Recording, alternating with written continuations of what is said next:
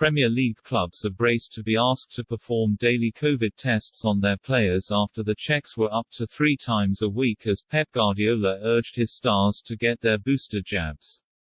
From this week, the top flight have increased the number of rounds of tests clubs have to carry out as standard following a rise in cases and the emergence of the Omicron. Players were previously being tested twice a week. The league hope the stricter measure will help them get a grip in the escalating crisis that has gripped the division, though clubs are ready for the amount of testing to be ramped up further should the virus continue to cause havoc across the league.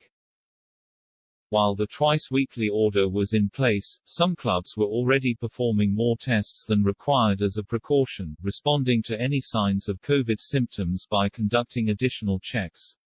The changing picture in the Premier League and across the country prompted top-flight chiefs to write to clubs last week informing them that emergency COVID measures must be reintroduced after the restrictions were previously loosened.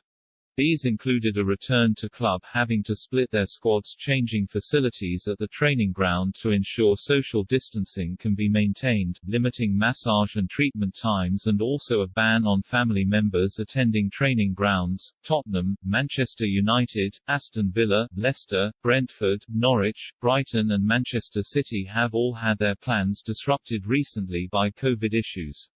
3 or 4 players at Brighton and a number of Manchester City staff who work outside of their first-team bubble have tested positive, respective managers Graham Potter and Guardiola confirmed.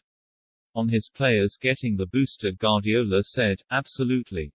The doctors suggest we have to do it. Most of us have had it already and I think the players have to decide if they are going to do it."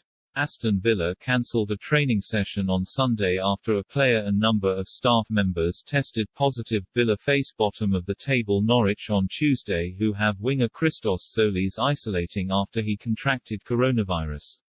Meanwhile, Dean Smith has played down the significance of his Aston Villa reunion, insisting facing his boyhood and former club just over a month after they sacked him will be a stranger occasion for his family and friends.